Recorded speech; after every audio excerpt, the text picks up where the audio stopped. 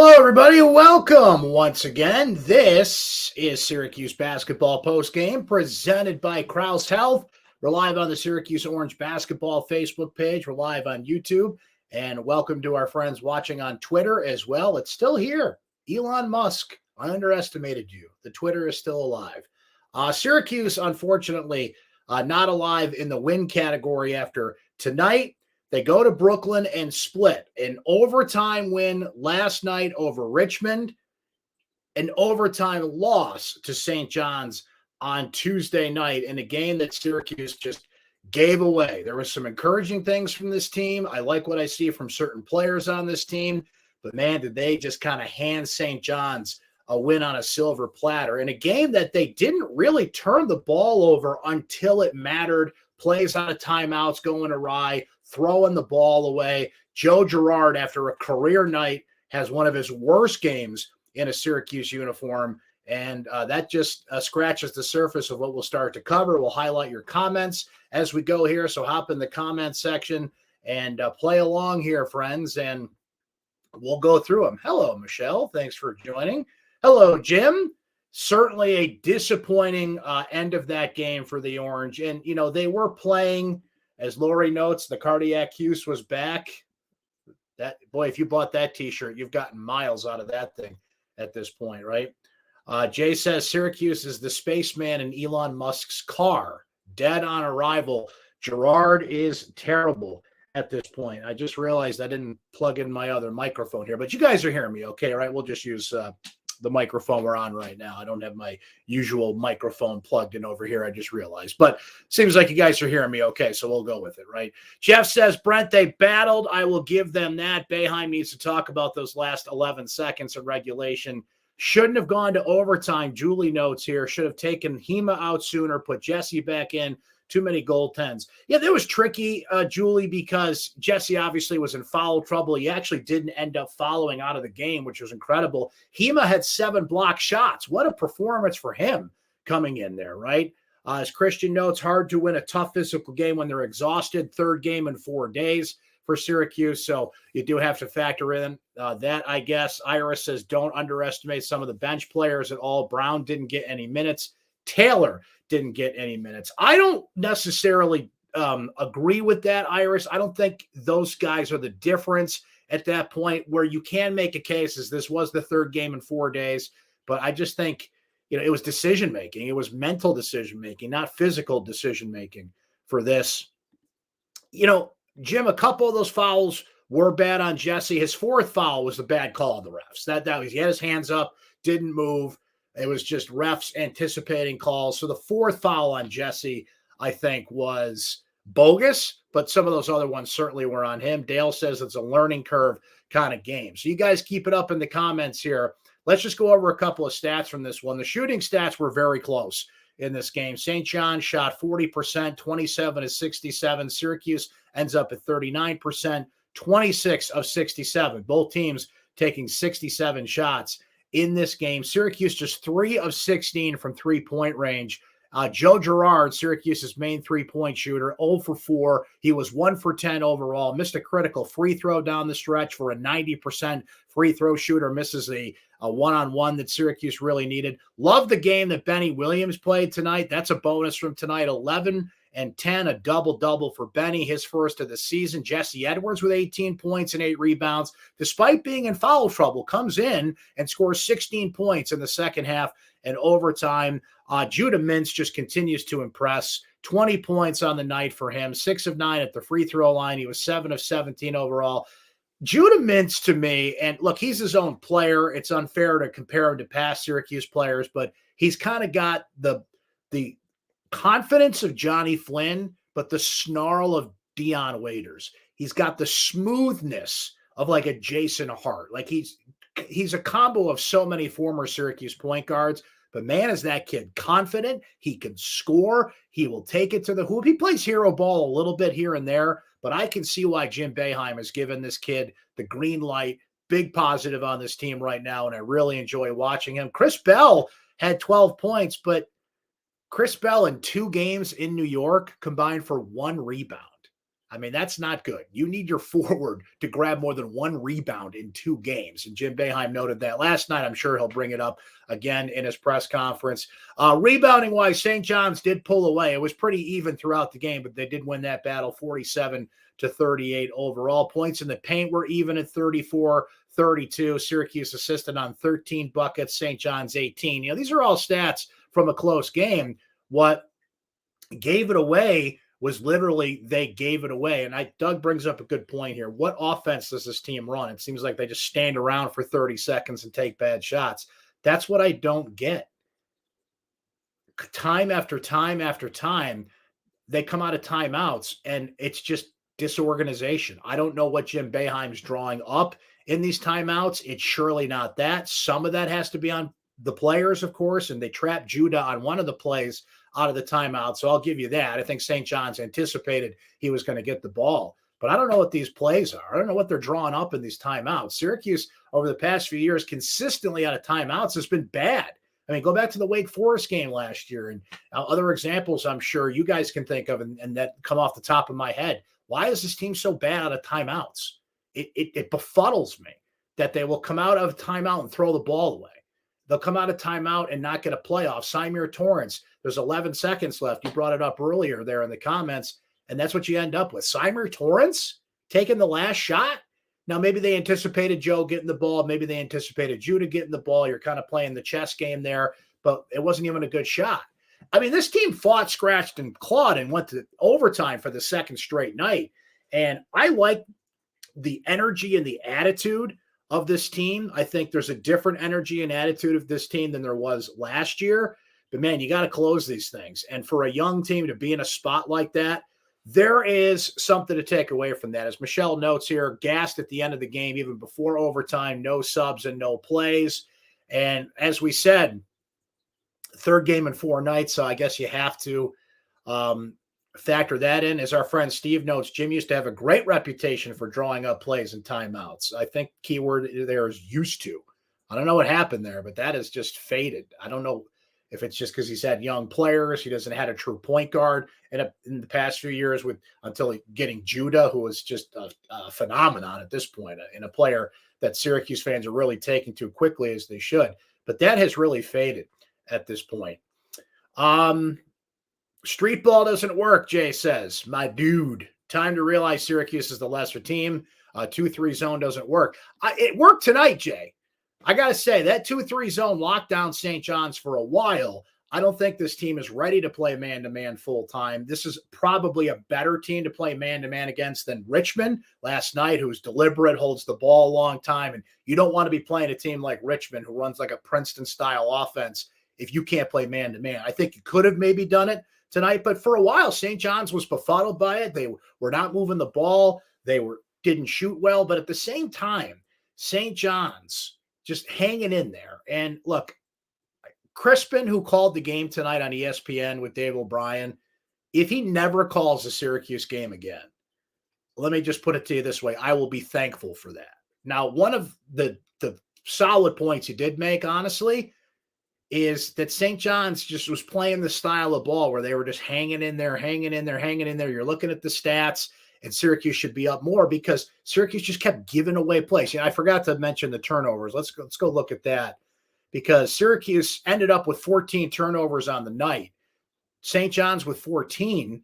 Syracuse with 14. St. John's with 16, pardon me. Points off turnovers was low. Syracuse got a ton of points off turnovers last night, 27 off Richmond, just 12 tonight. But for a good stretch of this game, Syracuse didn't turn the ball over. That's the thing that is really frustrating from this loss. Timing was everything on the turnovers, and they were just chucking the ball away at the end there. Michelle, he really was. And you're talking about Crispin here. He absolutely was. 9 out of 10 times, I will defend a color analyst or a broadcaster because, I've been there, I've done that. I know how these guys prepare for games. I know a lot of these guys, but I had people in the industry texting me saying, this dude is bad, he's wrong, and he's way in on St. John's, because he was. And all you can ask for is somebody to call the game fairly, tell us what you see, analyze the basketball. But I had people that I will just say, I'm not going to name any names here, but I will just say, know what they're doing in the broadcasting industry. Like, what is this guy's deal? A few different people, by the way. So let's not spend all night talking about a bad broadcaster, but that is one of the best points he made in this game was St. John's was just playing a style of basketball that got them to hang in there, and they pounced when needed with the turnovers that came from Syracuse. Let's see. Christian notes it here. Syracuse missed a lot of easy shots in the first half. They did. They kind of piled up, but giving away the ball in the second half was big there. Al notes it here. Late game, timeouts, fatigue, lack of familiarity. Yeah, but they were in it. And St. John's was playing their second game in 2 nights. I can't remember. Let me look it up while we're yapping about it here. But St. John's 5-0 coming into this game. They played last night, of course, in the Empire Classic here. I'm just pulling up St. John's schedule real quick. Give me 1 second here, guys, so we can kind of compare. But, I mean, look, they're playing their second game in second nights. And St. John's plays a physical, up and down the court, fast-paced style of basketball. So to say Syracuse, I'm not disagreeing with you that Syracuse was tired. I mean, you could see it, given some things that give me a sec here, guys. Just looking here. Push this button here. All right, so St. John's, yeah, they played Thursday, so they didn't quite have the 3 games in 4 days stretch that Syracuse just did, but they played Thursday, they played last night, they played tonight. That's a lot of basketball in a short, condensed period of time. Syracuse played Northeastern on Saturday, they played last night, they played tonight. So 3 games in 4 days, a little tougher on Syracuse there, but look, you gotta suck it up in those situations. I'm sorry you do. I mean, sometimes benching out, putting somebody in, changing in some guys like hockey lines, get some fresh bodies in there. Sometimes that works, but you also have cold players in there that it's tough for them to get going. The guys that were in were turning the ball over there. So I think if you're making that case, you're making a good one. I saw somebody say here, let me go back, Polo saying needed a little more Quadir Copeland in there. I can't disagree with that because he's a guy that comes off the bench and plays hard. He goes at it. And I don't understand why he's not playing. I mean, there's always somebody who hits that cutoff line. There's a guy, who it was last year, by the way? It was Benny Williams. And Benny's playing big minutes now. So that frustration is gone. Benny played all 45 minutes tonight. As a matter of fact, Benny was the only guy that played every minute of this game. So you go from Benny Williams last year, where we spent so much time on this postgame show saying, where is he, to the guy who doesn't come off the floor at this point. I think Quadir is going to be the new Benny this year. Let's see more of him out here. All right, enough of me. Let's highlight more of your comments here. Ira says that St. John's was down against Temple as well, just the kind of basketball they play. That's a great point there. Antonio says these kids are under 20 years old, major in basketball. I don't think they're gassed. I think they were out-coached. Look, there's enough TV timeouts and stoppages, and in theory, Jim Boeheim says this all the time at press conferences, they shouldn't get tired. They're playing their 3rd game in 4 days. Like, you could tell Gerard was gassed. You could see some heavy legs on some guys. It's a thing. I mean, they're 18 to 22-year-old kids in the best shape of their life, but the longer a game goes like that, and mental mistakes weigh on you too. It's not just a physical exhaustion. With the mental mistake, physical exhaustion leads to mental mistakes, but I think that all kind of piled up on it. But I think we're also starting to pile up some excuses here because it's the 2nd straight night that this team went to overtime. They had enough in the tank to get to overtime and, at least fight, scratch, and claw and do that. It's not like this thing got away from them at this point. Let's see. Yeah, Steve says, ask Devo about being tired in a game played in New York. Yeah, 6 overtimes. I think those guys were a little more tired than these guys were tonight. Tony says Judah needs more help. Too much load on him right now. You're not wrong, Tony, but he can handle it. And let me look at his turnover numbers. He ended up with 6 on the night. A bunch of those came late. His second half was a little rougher than his first half. But by and large, this kid doesn't turn the ball over. He did tonight, but coming into tonight, the 2 prior games, 9 assists, 0 turnovers. His assist to turnover rate is really good. And the fact that it's really good, given the way he plays and how aggressive he is shows you he can handle that. You're not wrong to say they got to give this kid some help on that shot clock violation in overtime. I mean, somebody run to Judah, get the ball, right? Like it was easy for St. John's to trap him and keep him from running a play. I loved that play last night. We're doing a post-game show for the St. John's game, but we can certainly note last night's game against Richmond, or 2 nights ago now. It's past midnight on the East Coast as we speak here live. I loved that play at the end of regulation against Richmond, even though it didn't count. The clock was over. Judah had the right mind frame there. He just has to be aware of the clock and aware of, he's probably better off if he just shot that ball, but his head was in the right place. He didn't panic. He just got the ball to Jesse inside, right? We haven't talked a lot about Jesse tonight. Look, Jesse got it. It was kind of a repeat of Monday night's game.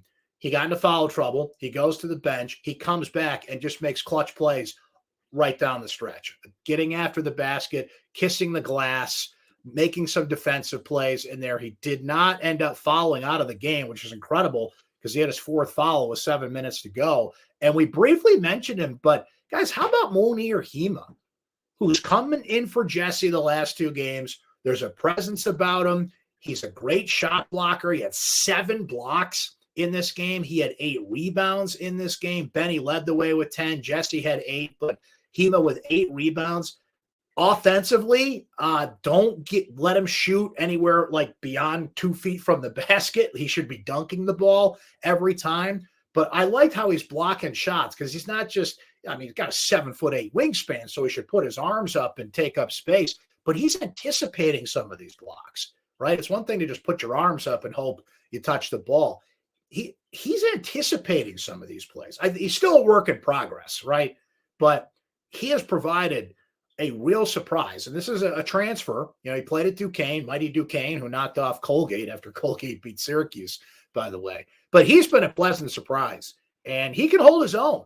So, look, they need Jesse in there. Don't get me wrong. But I think Monir is a pleasant surprise, and he can give you some quality minutes. He can rebound. He obviously can block shots. He can give you a putback dunk in this game. So I think that is a real bonus for this team at this point. Scott says if Mintz develops any kind of jump shot, he's going to be unstoppable. Look, he's an NBA talent. As Brian says, good to see Brian in here. Full court man-to-man pressure will make you gassed. So we're talking about the team being a little winded in this one. Gabe says not enough bench because they were tired in the second half. You do have depth there. I think you could have played a little more Quadir, as we mentioned. The stand-around offense on full display at the end of regulation, I just don't get that. I don't know why they don't fix that. It happens all the time.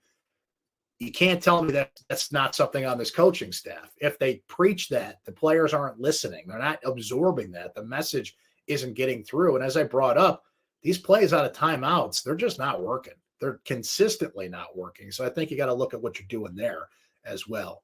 Al says 9 seconds left. Jesse does not hand the ball off to Symir, never got into position, as we talked about what broke down. I'll avoid the low-hanging fruit named Joe Gerard. Look, I don't think you should. I think that Joe Gerard takes a lot of bad shots. I think Gerard is only interested in defense half the time these days. He's a bad defender, no matter what he's in, the zone or the man.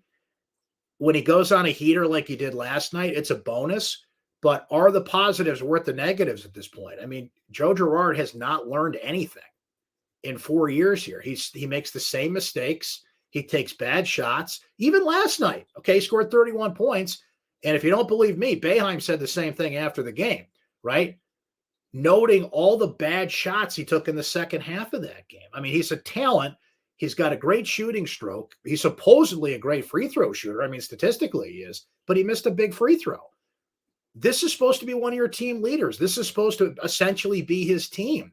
But I just don't trust Joe in these big spots. I don't. I mean, he's certainly apt to prove me wrong. He's a competitor. There's a lot of basketball to be played here. I've seen great moments from Joe Gerard. I don't want to completely just kind of dispel him, but he's a liability right now with these bad shots, wasted possessions, taking shots early in the shot clock. Like, I know he's at the 2 and they gave him the green light to shoot a little bit more, but he's costing this team at this point more than he's helping this team at this point. Is that, I mean, that's fair to say. That's fair to say. Can it get better? I hope so, maybe, but I think a lot of these things you need to be better at. It just hasn't progressed. He's the same player now that he was as a freshman in a lot of ways. And he's certainly improved in some ways. That would be unfair to just make that a blanket statement. But how can you not look at it and say he's more of a liability at this point?